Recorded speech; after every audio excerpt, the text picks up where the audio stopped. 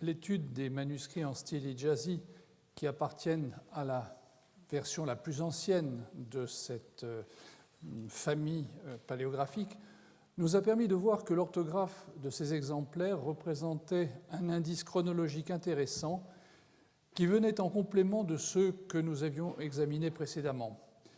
Ce faisceau d'indices fournit une base nouvelle pour établir une chronologie qui n'est certes pas d'une absolue précision. Nous n'arrivons pas à donner la date exacte, mais constitue une avancée importante par rapport à l'état des connaissances il y a de cela moins de 50 ans. Dans un deuxième temps, nous avons examiné un aspect de la présentation du texte, en l'occurrence la division en versets, afin d'établir une comparaison formelle entre l'état du texte qui apparaît dans les manuscrits et la version qui fait de nos jours autorité, celle qu'on appelle traditionnellement l'édition du Caire. Nous avons ainsi pu développer nos observations dans deux directions. D'un côté, il ressort que les manuscrits du groupe dont je parle en ce moment ne reflètent pas exactement ce que décrivent les écoles de qiraat ou lecture, mais présentent un système original, même s'il a des parentés avec les systèmes qui sont décrits à une date ultérieure. De l'autre, ces divisions conservent la trace de séparations pour lesquelles j'ai fait l'hypothèse qu'elles représentaient une étape de mise en forme du texte.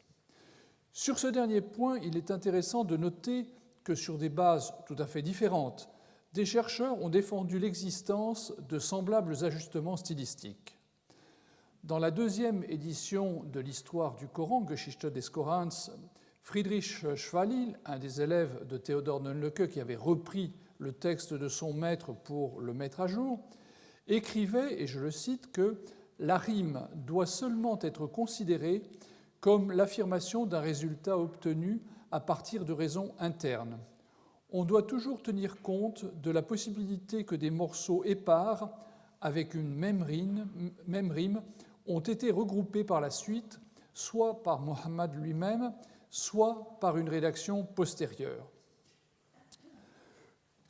En d'autres termes, Schwally voyait la situation de la manière suivante. Certains ensembles pouvaient être constitués dès le départ sur des bases stylistiques identiques, mais cette constitution d'unités textuelles plus grande que les révélations elles-mêmes a pu s'opérer également au cours d'une étape ultérieure avec des petits morceaux que l'on a assemblés non pas en fonction forcément du sens, mais plus en fonction de la rime, de manière à les ajuster dans un ensemble plus important. Donc ça, c'est une explication qui est en quelque sorte d'ordre stylistique. On considère que le regroupement de versets spécifiques s'est fait sur la base de la présence d'une rime. Mais ça suppose bien sûr que la rime était déjà là. L'islamisant anglais Richard Bell était allé plus loin dans cette direction puisqu'il envisageait, comme je le fais ici mais sur d'autres bases, un travail d'édition du texte par les compagnons de Mohammed lors de la constitution des sourates. Au lieu d'envisager un regroupement sur la base de rimes existantes, comme le faisait Schwally, il considérait que de courts ajouts étaient venus apporter les rimes qui, parfois, faisaient défaut. Il avait notamment observé la présence de ce qu'il appelle des rimes cachées dans certains passages. Dans cette hypothèse, le texte coranique contiendrait donc, comme fossilisé, des traces d'une étape intermédiaire de la mise par écrit. Et exploitant lui aussi, par exemple sur ce passage du Coran de la sourate 23, des versets qui se terminent par un, versets 5 à 11 puis 15 à 16, ou en in pour les versets 12 à 14, il décelait en fait que ces rimes dominantes de la sourate avaient joué un rôle, mais on va le voir dans une mise en place ultérieure. Vous voyez ici la traduction qui vous montre, Blacher ayant suivi à peu près la même idée que Bell, comment le verset 14 se trouve un petit peu à part. Il se distingue en effet par sa longueur, enfin c'est simplement une chose visible à l'œil nu, la longueur du verset 14 est beaucoup plus importante que celle des versets 12, 13, 15 et 16. Il y a donc du point de vue du style une sorte de rupture. Il est plus important donc que les deux versets qui lui sont liés thématiquement, c'est-à-dire les versets 12 et 13, mais également plus long que les versets qui entourent le passage, un point donc qu'on perçoit très facilement sur l'écran. Le verset 14 s'achève en outre par un segment Fatabarakallahu ahsanul khaliqin qu'on voit tout en bas, au verset 14, un segment dont le sens n'apporte rien de très important. La traduction « Béni soit Dieu, le meilleur des créateurs » est quelque chose qui peut constituer une incise en différents points du texte. Mais il contient une chose importante, la rime nécessaire en « in » qui fait que la terminaison de ce verset coïncide avec celle du verset 13 ou du verset 12. Il y a donc là une coïncidence stylistique intéressante.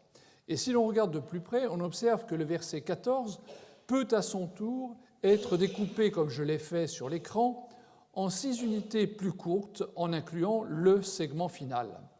La rime des 5 unités qui précèdent ce dernier, donc qui est positionné un petit peu à part pour bien faire voir sa différence, la rime donc des 5 unités qui précèdent est en A ou en An. Elle se retrouve également dans les 2 versets qui précèdent, 12 et 13, si on continue ce découpage en suivant la verticale que j'ai établie donc au milieu du passage.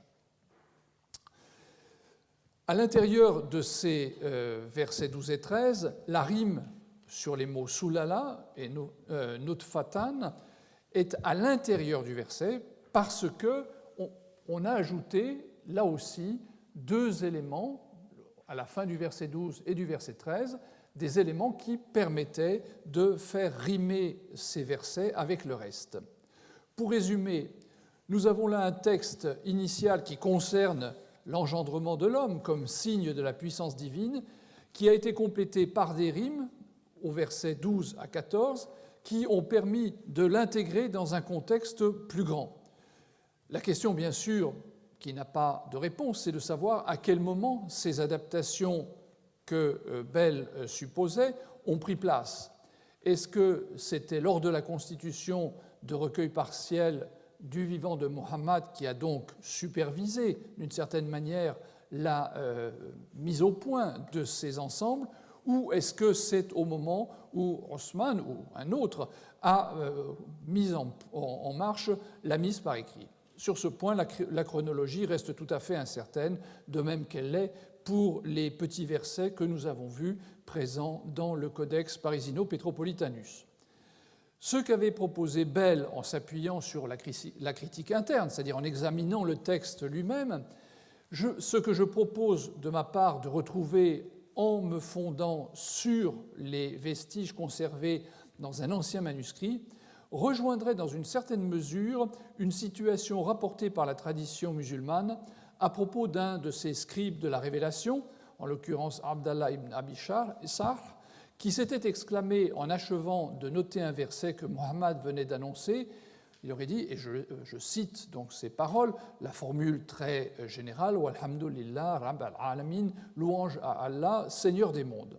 Autrement dit, donc, une formule, si j'ose dire, tout-terrain, qui aurait pu être placée là, qui aurait pu intervenir ailleurs, similaire d'ailleurs à la fin du verset 10 de la sourate 10 que nous avons trouvé dans le Codex, ce qui est peut-être une chose intéressante. Et Muhammad, dit la tradition, se serait alors interrompu, aurait repris ces termes et les aurait fait inclure par le copiste, c'est-à-dire cet Abdallah, dans le verset qu'il était en train de noter. Conséquence de cette histoire, le copiste aurait apostasié en se disant « si ce que j'ai dit, moi, s'intègre au texte de la révélation que je suis en train de noter, il y a là un problème ». Admettre cette hypothèse ne changerait rien au fait que l'opération a eu lieu en un moment où l'histoire du Coran antérieure à la mise par écrit définitive et que le texte que nous connaissons est celui qu'a fait fixer Haussmann pour éviter que les divergences n'apparaissent. En est-il véritablement ainsi? Dans le manuscrit à 5 mains, le Codex Parisino-Petropolitanus, on lit dans la sourate 25 au verset 28, il y a l'aritanie, au verset 28, c'est souligné en rouge, et vous avez à côté le texte de l'édition du Caire, et vous voyez qu'entre les deux, il y a une différence minime.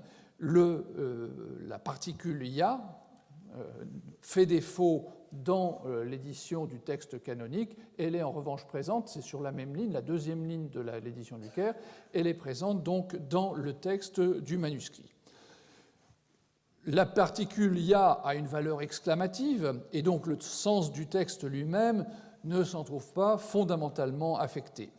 Est-ce qu'il s'agit d'une erreur de copiste qui a vu à la ligne supérieure exactement la même formule, comme vous pouvez le voir, on retrouve ça juste au-dessus, ou est-ce qu'il s'agit d'une variante, c'est-à-dire d'une forme du texte qui diverge de celui que la tradition attribue à Haussmann?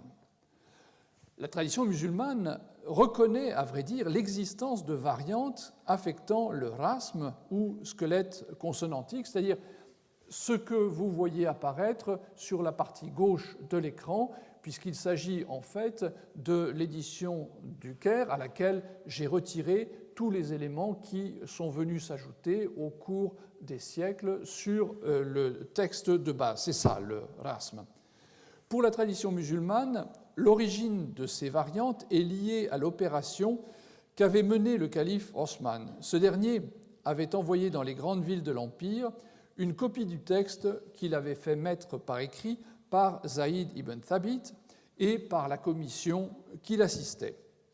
La liste de ces villes varie légèrement, suivant différents auteurs, mais elle inclut de manière régulière les noms de Médine, de Koufa, de Basra, ainsi que à Cham, la Syrie ou Damas. Sur ce point, on a une petite hésitation, puisque une autre ville syrienne, Homs, peut être concernée. Au cours de cette opération, de légères différences se seraient glissées dans chacun des textes, ce qui fait que l'exemplaire de Médine différait très légèrement de celui de Damas, mais s'écartait aussi de celui de Koufa et de Basra. Les ouvrages traitant des lectures, les fameuses qira'at, à l'image du Kitab as-Sab'a d'Ibn Mujahid, qui est l'homme qui a, canonisé ces lectures, conserve des listes de ces variantes affectant le squelette consonantique du Coran. On en dénombre une quarantaine pour l'ensemble du texte. Pour la tradition musulmane, elles sont avant tout liées à la lecture de telle ou telle école.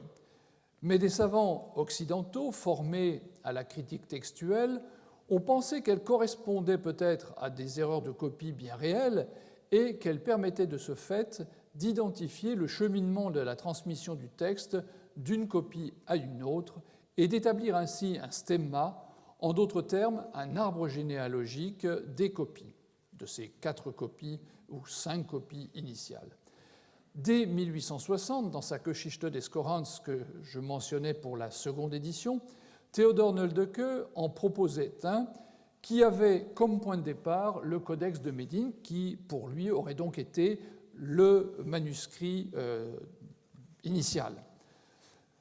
Le raisonnement qu'il développait faisait valoir que le manuscrit de Damas, qui contient le nombre le plus élevé de variantes uniques, est toujours d'accord avec le manuscrit de Médine lorsque ce dernier diffère des 2 autres, mais n'est jamais en accord avec eux contre le manuscrit de Médine.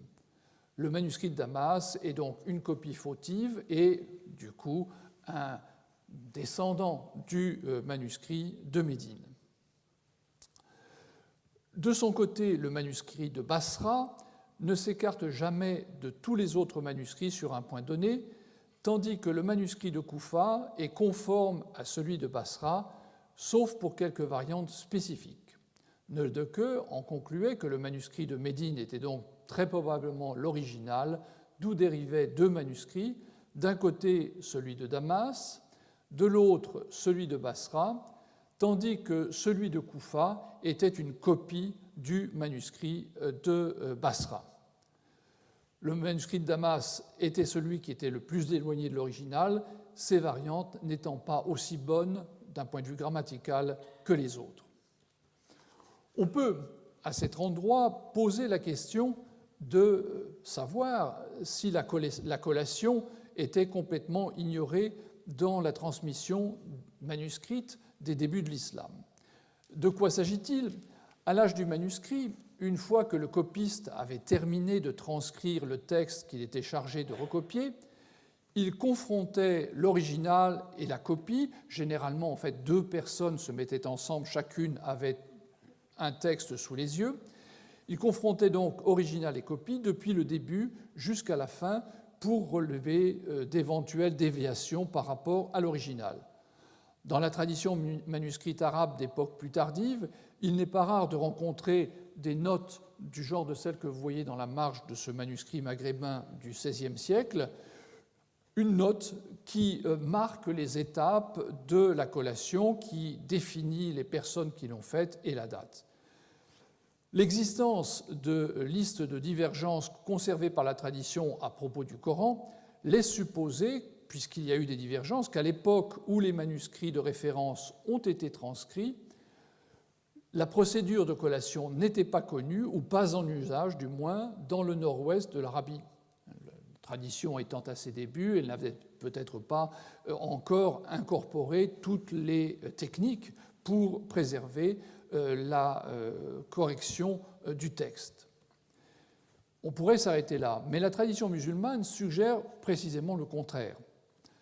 Dans ce même récit de la mise par écrit, mais dans une étape antérieure, il nous est rapporté que Zaïd, le copiste de Osman, après avoir achevé sa recension, avait comparé soigneusement cette dernière avec les feuillets de Hafsa. Donc Hafsa, fille de Omar, avait hérité de son père les feuillets qu'avait fait rédiger par Zaïd le premier calife Abu Bakr. Et donc il avait constaté, Zaïd, au cours de cette deuxième opération, l'exacte conformité de la copie qu'il avait faite pour Osman avec le modèle des feuillets de Hafsa. Le verbe qui est employé, arada, pour définir cette opération, possède un sens technique qui se situe dans un contexte ou d'apprentissage ou d'enseignement. Reinhard Dozy, l'auteur d'un dictionnaire au XIXe siècle, signale que, et je le cite, « ce verbe s'emploie en parlant d'un professeur qui récite dans ses cours les livres qu'il sait par cœur, ce que je suis en train de faire en ce moment, et aussi en parlant d'un disciple qui récite un écrit à un professeur afin de profiter de ses observations et ses corrections, ou bien qui récite certains livres afin de prouver qu'il les sait par cœur, en d'autres termes, qui passe son examen. » Dans les traditions liées au contexte de la compilation, le verbe fait référence à ce processus de récitation par l'élève. Enfin, c'est un élève tout relativement, mais il a également une valeur plus spécifique lorsqu'il apparaît à propos de la transmission écrite et désigne dans ce cas le processus de collation par lequel l'exactitude de la copie dérivant de l'exemplaire, le modèle employé par le copiste pour la transcription, est vérifiée par confrontation. Or, ce même verbe arada est employé, et cela c'est un point intéressant, dans les récits de la tradition musulmane à propos du passage des révélations de l'ange Gabriel à Mohammed, et notamment à propos de la manière particulière dont la version définitive du Coran aurait été fixée au cours d'une dernière session. Je cite un passage d'Ibn Abi Shaba qui rapporte cette tradition. Le prophète récitait une fois le Coran devant Gabriel chaque année au cours du mois de Ramadan, et dans l'année au cours de laquelle il mourut, il le récita, et c'est là où il emploie le verbe arada, 2 fois devant lui. Si nous en tenons à ces témoignages, il en ressort que la technique de la collation, le processus de contrôle de la conformité entre original et reproduction, qu'elle soit orale ou écrite, était donc en usage, non pas seulement au moment où Zaïd faisait son texte, mais à une étape antérieure du vivant de Mohammed lui-même. Il est donc surprenant que le souci de préserver l'intégrité du texte ait connu une sorte d'absence, de trou noir, au moment où le texte ayant été fidèlement retranscrit par Zaïd ibn Thabit, il fallut préparer ces exemplaires essentiels dans le dispositif de transmission qui furent envoyés aux quatre coins de l'Empire. Viviane Comero a souligné que cette insistance sur la fidélité du texte canonique à un original miraculeusement préservé ou retrouvé est un topos bien connu dans la littérature religieuse lorsqu'elle traite précisément de ce passage crucial de la transmission orale, de l'enseignement oral à la mise par écrit. Un savant anglais qui a travaillé sur le manuscrit,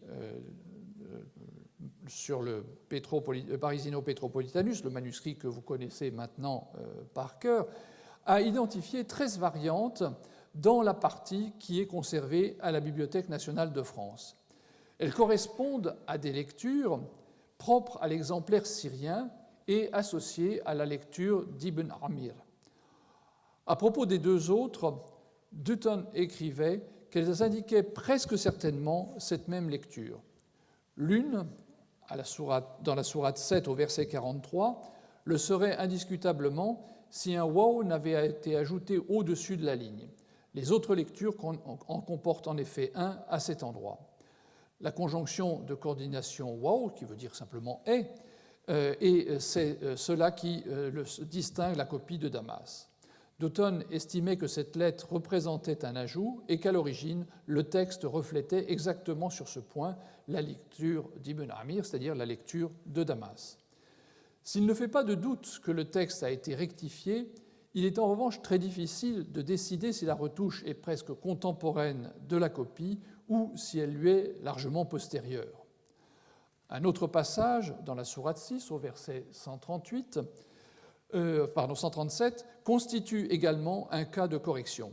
Mais il s'agit ici d'un grattage, et l'examen du manuscrit donne raison à l'hypothèse de Dutton qui restituait un ya et retrouvait ainsi une particularité damascène. Il s'agit du mot qui est souligné deux fois en rouge sur la partie gauche de l'écran, qui correspond donc au même mot, à la même ligne, mais dans l'édition du Caire, où vous voyez qu'il y a un waw.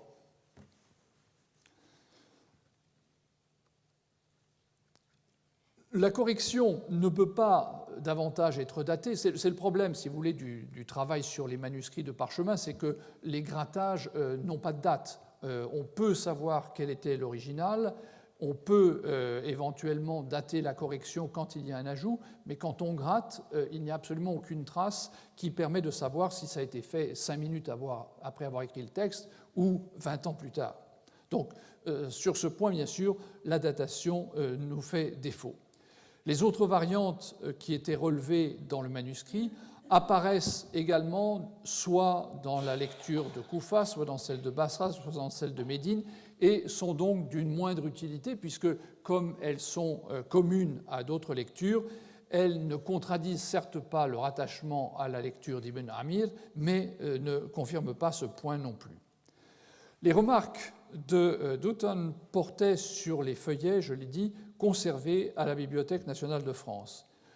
Après avoir trouvé les 40 feuillets de Saint-Pétersbourg, il m'a été possible de disposer de 9 autres passages recensés par la tradition musulmane, à propos desquels il nous est dit qu'il y avait sur ce point une divergence entre les différents exemplaires. 2 variantes propres à Koufa figurent sur notre liste et semblent brouiller l'image d'un manuscrit qui reflèterait de manière cohérente les particularités de la lecture syrienne d'Ibn Amir. Dans ce manuscrit, tout en bas, il y a le début du verset 112 qui commence par un verbe qu'on peut lire comme kul, qui est la lecture de Koufa, chose que l'on retrouve sur la première ligne au sommet, au début du verset 114 de la sourate 23. Et sur ce point, donc, brusquement, le manuscrit semble ne pas suivre la lecture syrienne.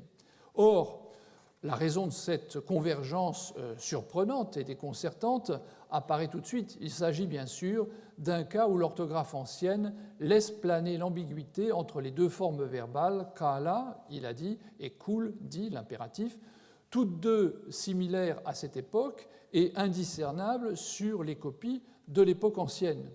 La lecture kul, qui est propre à deux des trois transmetteurs de Koufa, Hamza et Al-Kisaï.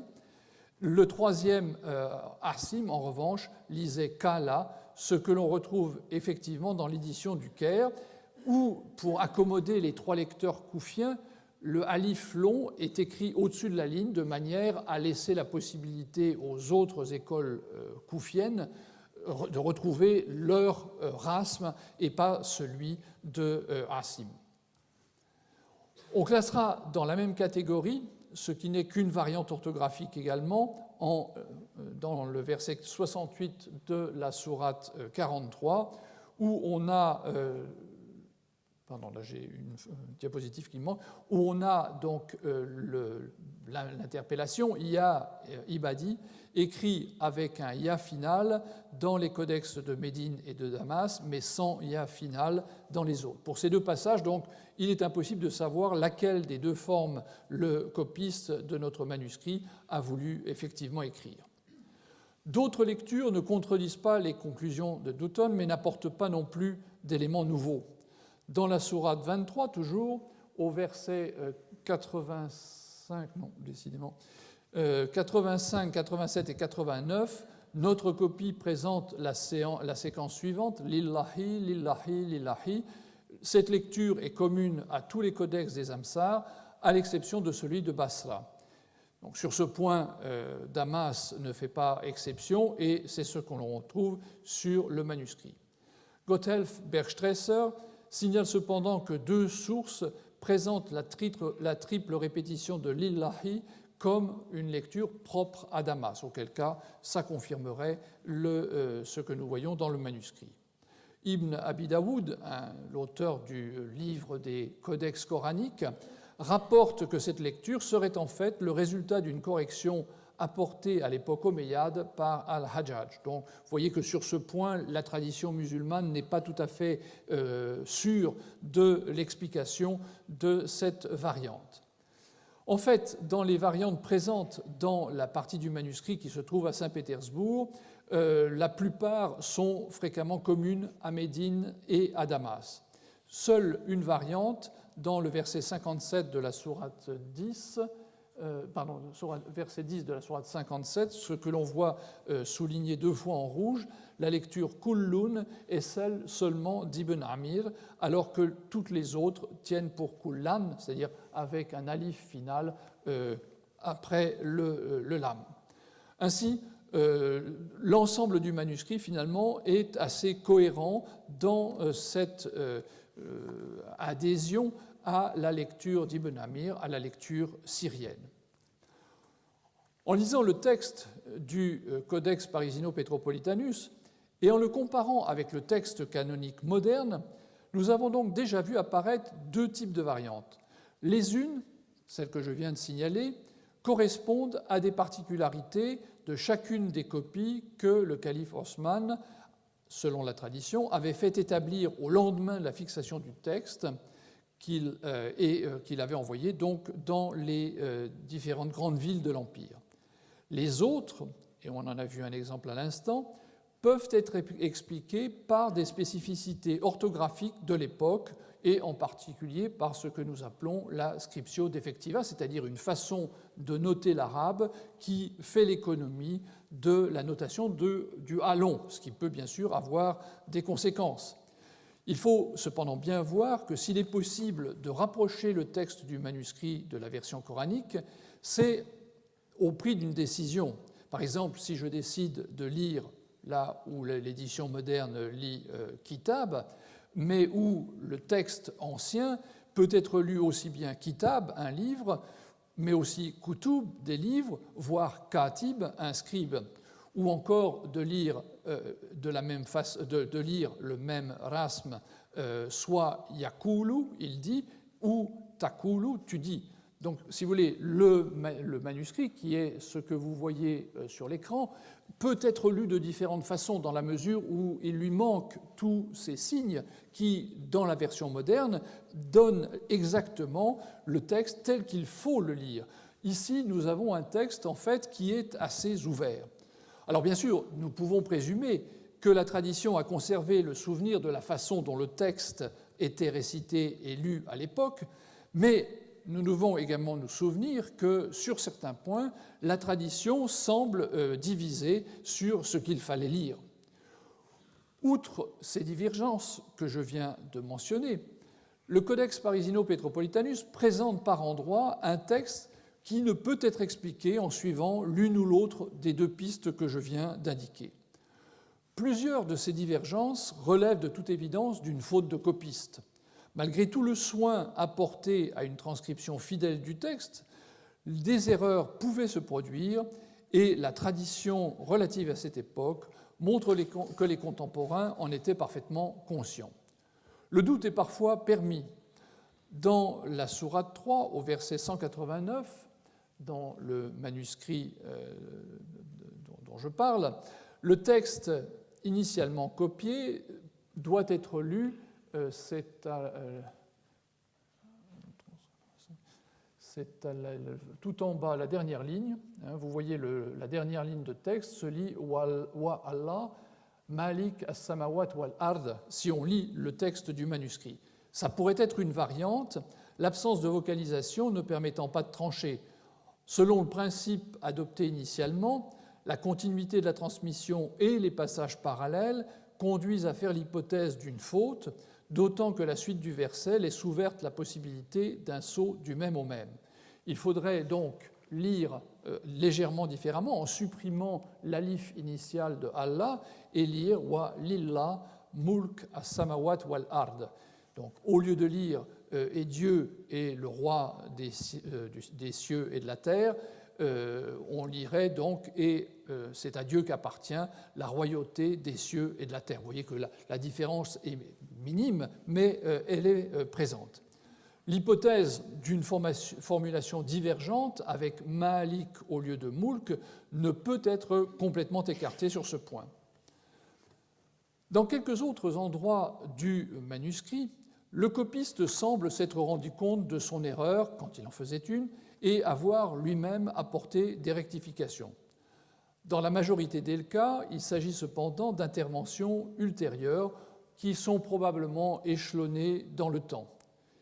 Elles consistent généralement en l'élimination par grattage du texte initial, et je reviens sur ce que je disais tout à l'heure, on ne sait pas à quel moment le grattage a pris place, on le constate seulement, éventuellement suivi d'une rectification, et à ce moment-là, bien sûr, on a parfois un indice sur la date, puisque l'écriture peut nous orienter vers une époque ou une autre. Il est souvent possible de déchiffrer ce qu'avait écrit le copiste avant que ce ne soit gratté, mais en quelques points du manuscrit, le correcteur a tellement bien raclé le parchemin qu'il est absolument impossible de discerner quoi que ce soit.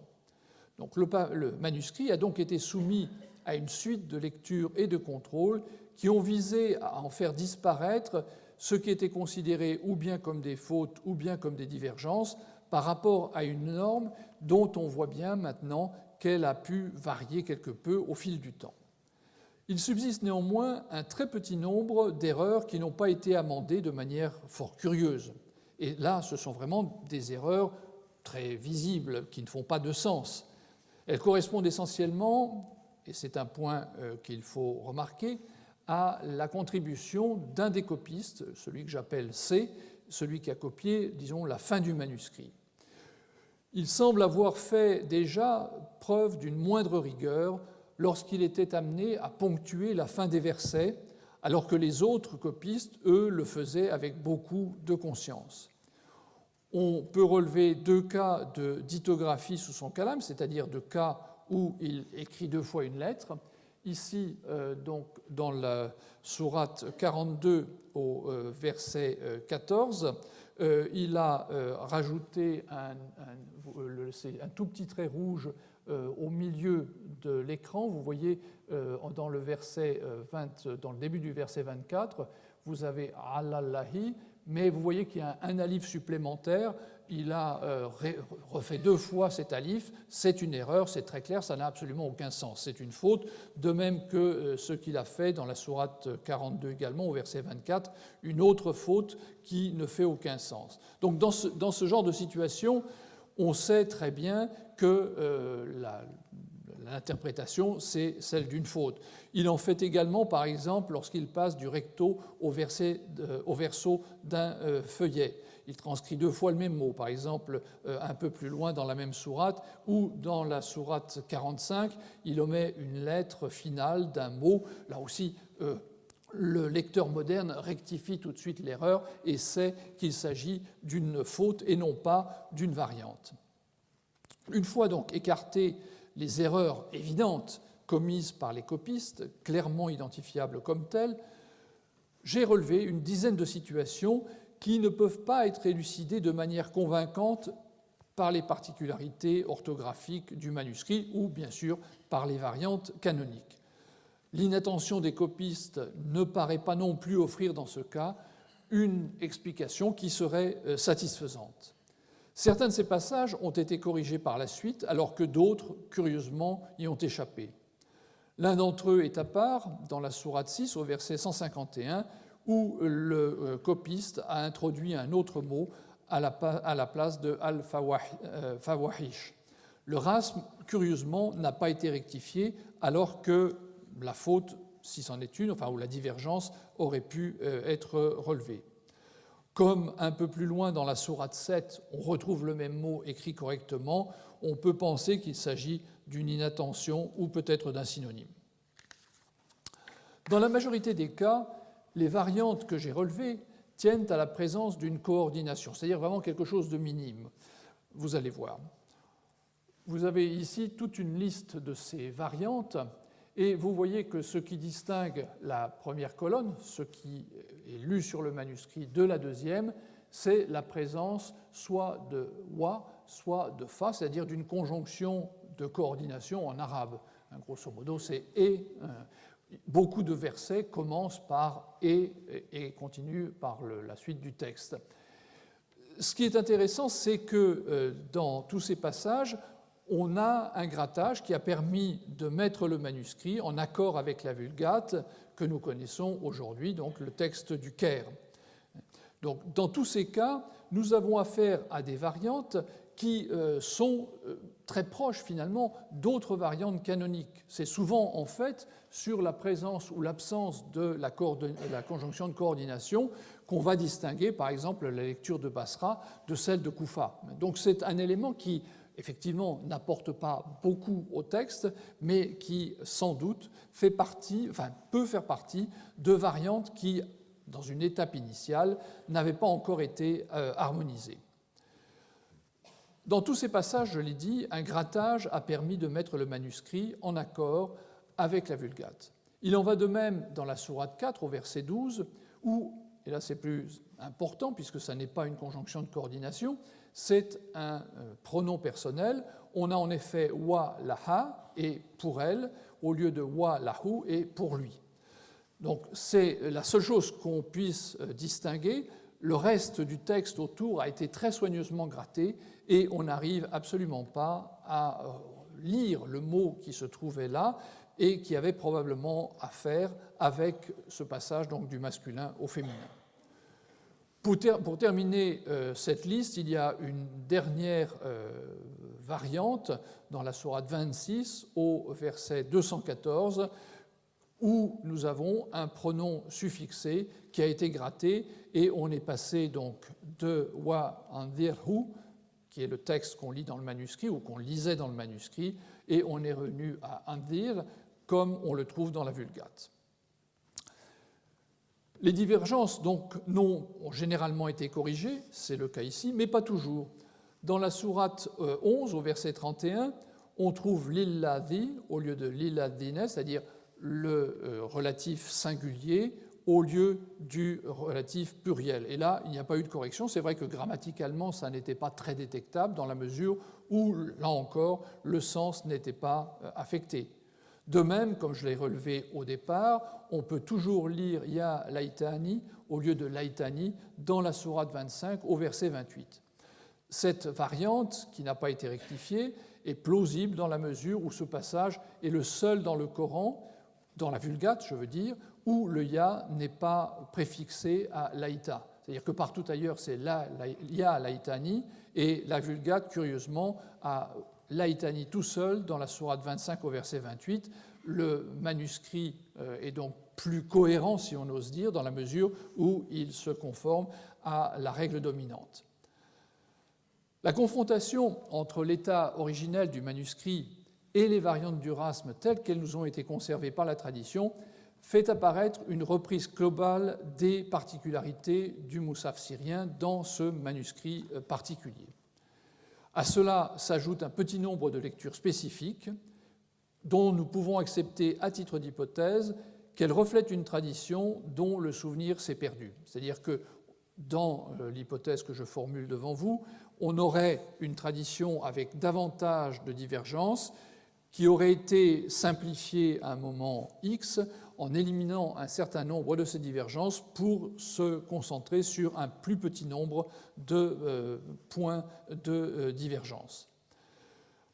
La division en versets, on l'a vu, renvoie une image similaire. Je vous rappelle la façon dont nous avions réussi à identifier une orientation plutôt qu'un accord complet. Donc, on aurait au niveau des lectures la même situation qu'au niveau des fins de versets, une tendance à suivre la lecture, le rasme syrien, mais de même que, pour les versets, nous avons une tendance à suivre les positions de Homs avec des exceptions. Donc il y aurait là deux façons parallèles de traiter le texte. Les divergences de point de vue entre les copistes sur le statut de la basmala, de même que leurs options personnelles en matière d'orthographe ou d'écriture, introduisent une complexité supplémentaire dans l'appréciation de la position de ce manuscrit par rapport à la Vulgate haussmannienne. Je vous rappelle que certains copistes considèrent que la basmala, la formule qui figure en tête des sourates, est un verset, ou du moins l'indique comme tel, et d'autres non. De même, pour des points comme celui que nous avons vu tout à l'heure, où on pourrait lire Kala ou Kul, comme les deux s'écrivent de la même façon, nous ne saurons jamais si les copistes avaient penché d'un côté ou avaient penché de l'autre. Les correcteurs ont en tout cas jugé le texte suffisamment différent pour entreprendre de l'amender et de le rapprocher de ce que nous appelons donc le canon tel qu'il apparaît dans l'édition du Caire.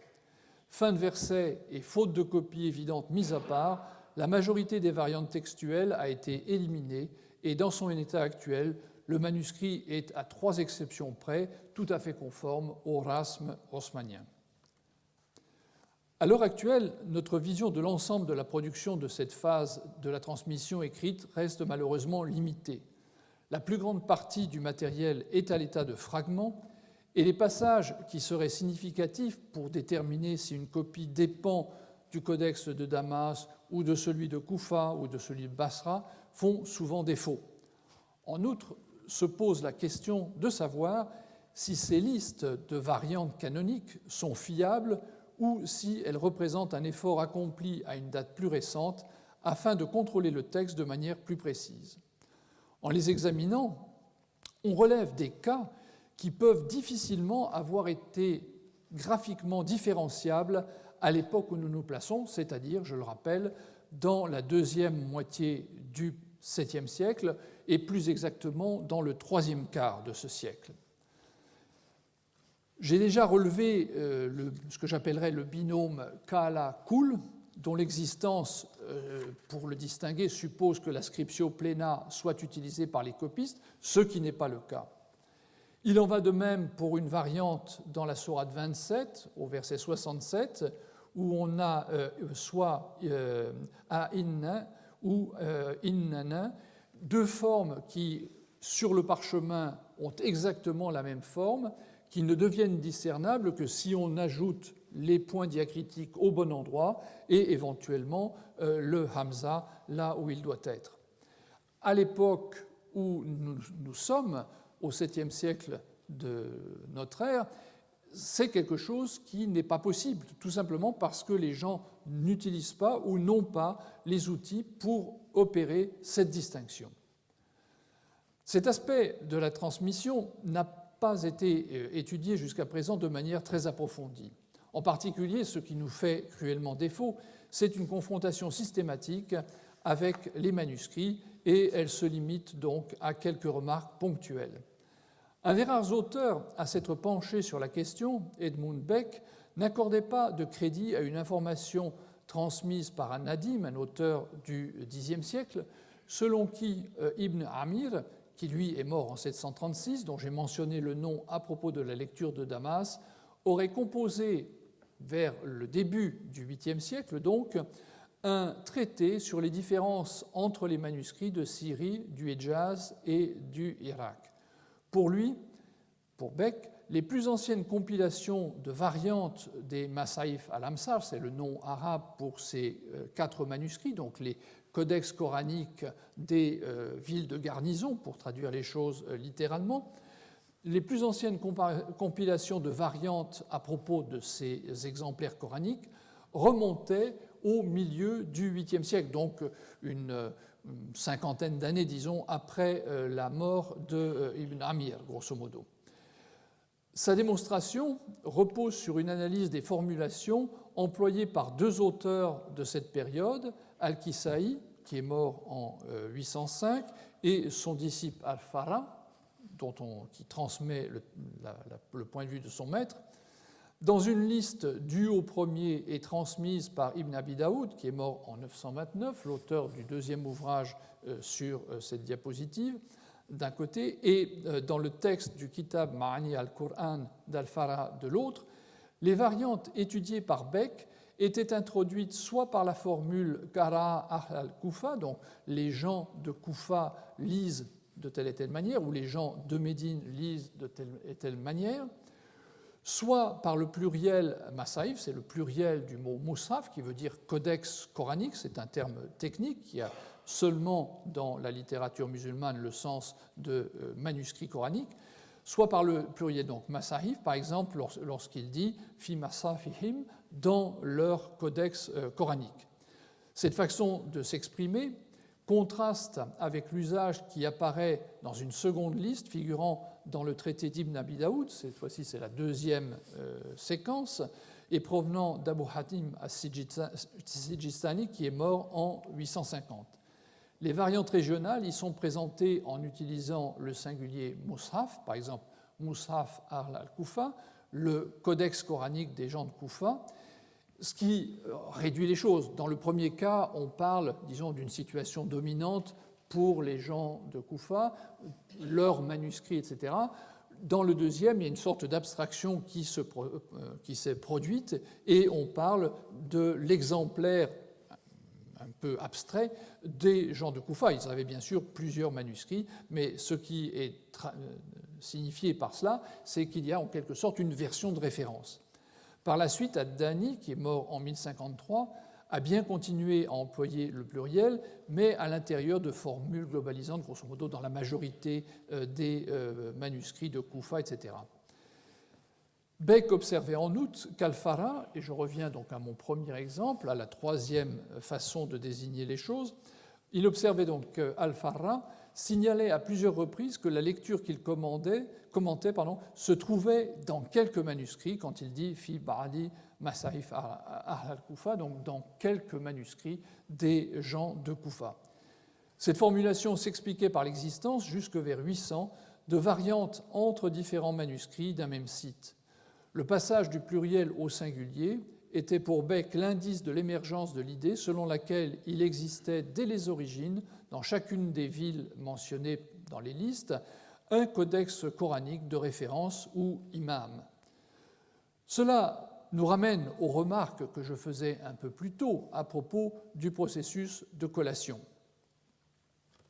Les récits sur l'application de ce processus dès l'époque de Mohammed et des premiers califes sont en contradiction avec la situation qui apparaît avec la transcription des copies de référence qui sont envoyées dans les grandes villes du jeune État musulman. Il faudrait en effet admettre que des différences très perceptibles n'auraient pas été détectées lors de la phase de contrôle. D'un autre côté, l'étude de la tradition musulmane et des listes de variantes canoniques conduit à penser que l'attention portée à ces divergences s'est fait jour à une date postérieure. Un travail d'élaboration des listes eut lieu progressivement à partir d'observations empiriques. Nous connaissons malheureusement, je l'ai dit déjà une première fois et je le répète, nous connaissons encore mal le témoignage des manuscrits anciens à propos des variantes. Otto Pretzl, un des collaborateurs de la seconde édition de la Geschichte des Korans, avait pu jadis faire un premier sondage dans les Korans de la bibliothèque du musée de Topkapı Sarayı à Istanbul.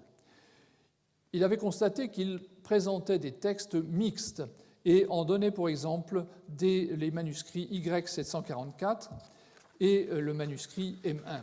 Le premier, disait-il, reprenait majoritairement les particularités du rasme médinois, à une exception près. L'autre manuscrit comportait une lecture mécoise et peut-être une autre de Koufa dans un texte marqué par les leçons de Damas, soit isolées, soit sur les points où elles s'accordent avec Médine, mais qui les ignorait à 6 reprises. J'ai moi-même relevé, mais là on se place à une époque légèrement postérieure, que le fragment omeyyade Marcel XIII suivait principalement la tradition de Damas. En plus de 3 lectures communes à cette ville, à Médine et à Basra, il comportait 2 de celles qui sont spécifiques à Damas, mais en laissait une 3e, donc il n'était pas totalement damascène. Beck a montré, dans son analyse d'un passage d'Al-Farra, où la variante canonique de la sourate 6, au verset 137, que nous avons vu tout à l'heure, est introduite par l'auteur par les mots « wafi ba'di masaïf al-Sham », c'est-à-dire « et dans quelques manuscrits coraniques des gens de Syrie », qu'elle n'était pas unanimement acceptée par les Syriens à son époque et n'était donc attestée que dans certains de leurs manuscrits. Dans le manuscrit parisien à 5 mains, le Codex Parisino-Petropolitanus, ce point du texte est l'unique exemple où l'une des lectures d'Ibn Amir a fait l'objet d'un grattage. Cette correction se placerait donc à un moment où, comme le laisse entrevoir le témoignage d'Al-Farra, la variante n'était pas encore pleinement reconnue comme une des composantes du système damasquin. De manière similaire, un correcteur ultérieur a éliminé dans le fragment Marcel XIII, que vous voyez sur l'écran, la lecture syrienne dans la sourate 40 au verset 21, pour la remplacer par celle qui, selon la tradition, figurait dans les 3 autres Masaïf al-Amsar, les codex coraniques des garnisons. Les variantes sont donc effectivement attestées dans la tradition manuscrite, mais ni leur diffusion ni leur regroupement dans les Corans ne correspondent rigoureusement au système tel qu'il nous est présenté par Ad-Dani, pour prendre cet exemple, cet auteur andalou du XIe siècle étant finalement le fondateur de la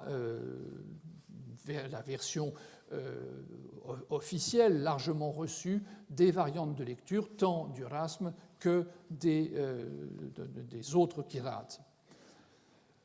Bien plus, les 2 rectifications que je viens de relever tendraient à indiquer qu'une certaine permutabilité subsistait près d'un siècle après le règne de Osman. Ainsi, le témoignage d'Al-Farra et les quelques copies anciennes analysées coïncident-elles pour nous donner l'image, au 8e siècle, d'une situation complexe où se manifestaient encore des divergences non seulement entre Médine, Damas, Basra et Koufa, mais également à l'intérieur de chacune de ces villes. S'il en était ainsi au 8e siècle, on peut penser qu'au 7e siècle, la situation était encore plus marquée, puisque l'effort de contrôle sur le texte n'avait pas encore porté tous ses fruits. Nous nous sommes placés dans la perspective, jusqu'à présent, du texte coranique, celui qui, selon la tradition, a été mis au point sous le règne du calife Osman. Mais la tradition nous signale, et je l'ai déjà rappelé, l'existence d'autres recensions auxquelles j'ai déjà fait allusion. Que savons-nous à leur propos? Quelles informations nous apportent-elles à propos du texte du Coran? Dans un ouvrage publié en 1937, Arthur Jeffrey avait établi les listes de variantes conservées par la littérature traditionnelle, essentiellement des mots qui ne correspondaient pas au texte canonique, mais qui bien souvent ne différaient pas de manière sensible des qira'at canoniques. La découverte d'un palimpseste parmi les manuscrits conservés dans la grande mosquée de Sanaa invite à reprendre ce dossier. Et c'est précisément ce qui sera l'objet de mes prochaines réflexions, le texte de ce manuscrit dont vous voyez la couche supérieure d'écriture, le palimpseste de Sanaa, un manuscrit qui jouit d'une réelle célébrité, probablement celui de tous les manuscrits produits dans le monde musulman dont il est le plus question, sauf peut-être maintenant le Coran de Birmingham, et qui va nous montrer, lorsque nous dépasserons cette première couche d'écriture et que nous accéderons dans le détail à ce qui est dessous, à un autre Coran qui nous apprendra beaucoup sur ce que pouvait être la tradition du Coran au cours du 1er siècle de l'Hégire, au cours du 7e siècle, à un moment où circulaient encore ce qu'on peut, encore une fois, appeler les autres Corans. Je vous remercie.